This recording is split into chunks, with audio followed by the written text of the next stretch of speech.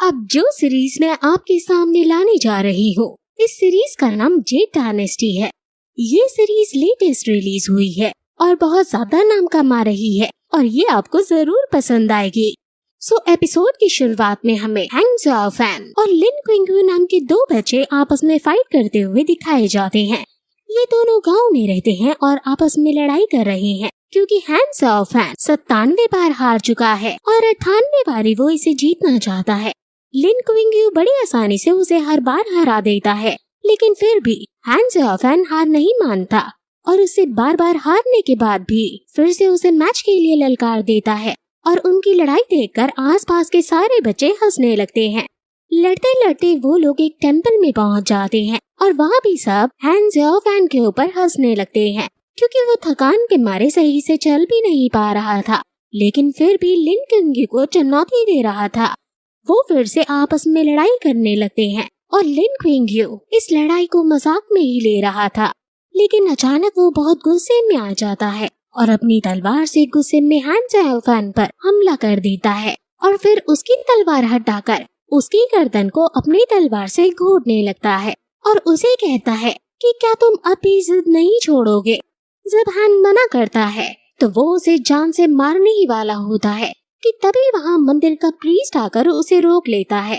एकदम लिन भी होश में आता है और हैरान हो जाता है कि वो अपने दोस्त के साथ भला ये क्या कर रहा था।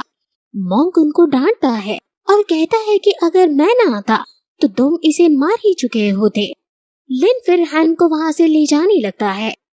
अब जैन अपने घर चला जाता है और उसकी मॉम उसे अपने डैड को भी ले जाने को कहती है, लेकिन जैन अकेला अपने आप ही जाने लगता है। वो टेंपल में मॉन्क के लिए खाना लेकर जा रहा है। अब मॉन्क जो कि टेंपल में बैठे थे, उन्हें आसमान में किसी अनहोनी के होने का अनुभव होता है और वो तुरंत बाहर जाते हैं। वहीं जैन जो टेंपल की तरफ आ रहा था, उसकी तरफ कोई ब्लैक शैडो आती है और तभी फिर मॉन्क उस शैडो को नोटिस करके उसे मारने के लिए आगे दौड़ते हैं और जैन को बचा लेते हैं।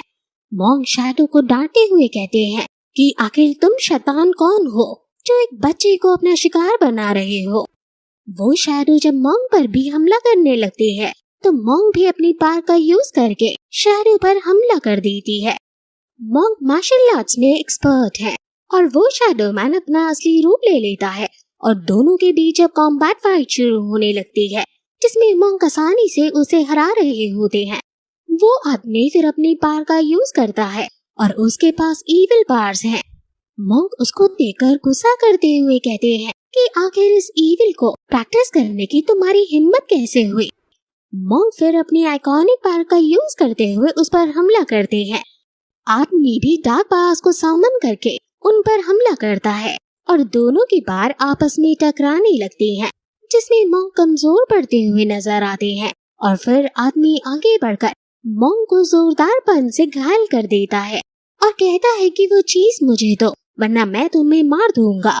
मॉन्क कहता है कि मुझे पहले ही समझ जाना चाहिए था कि तुम उसके पीछे पड़े हो।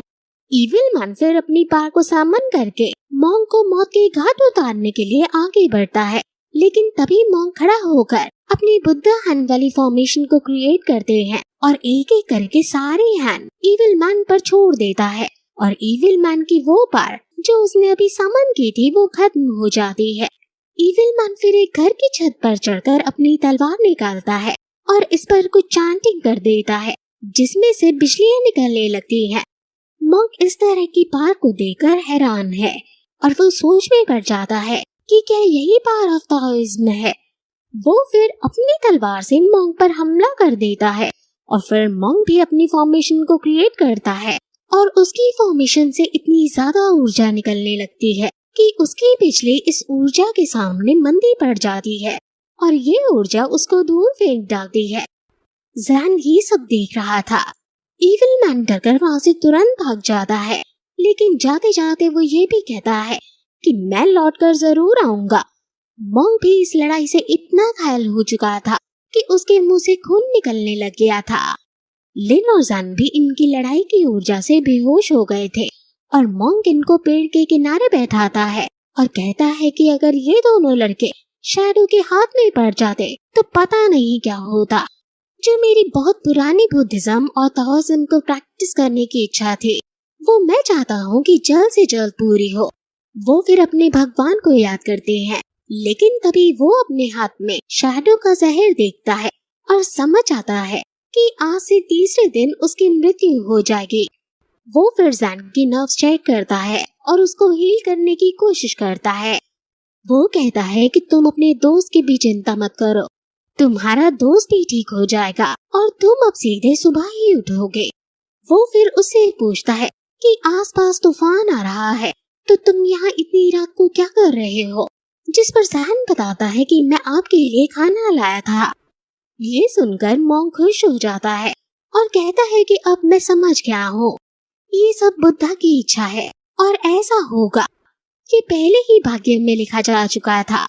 वो फिर उसे बताता है कि लाओना स्पिरिचुअल प्रैक्टिसेस का एक सेट है, उसे कोई भी सीख सकता है। क्या तुम उसे सीखना चाहोगे? जैन ने स्पिरिचुअल प्रैक्टिसेस के बारे में पहले कभी नहीं सुना था, इसलिए वो पूछता है कि आखिर स्पिरिचुअल प्रैक्टिस क्या होता है। जिस पर मॉन्क बताता है कि ये सांस लेने और छोड़ने की टेक्निक है, इससे तुम स्ट्रांग हो सकते हो। ये सुनकर जैन खुश हो जाता है, लेकिन मॉन्क बताता है कि लेकिन तुम्हें मुझे कुछ प्रॉमिस करना होगा जो मैं तुम्हें सिखाऊंगा।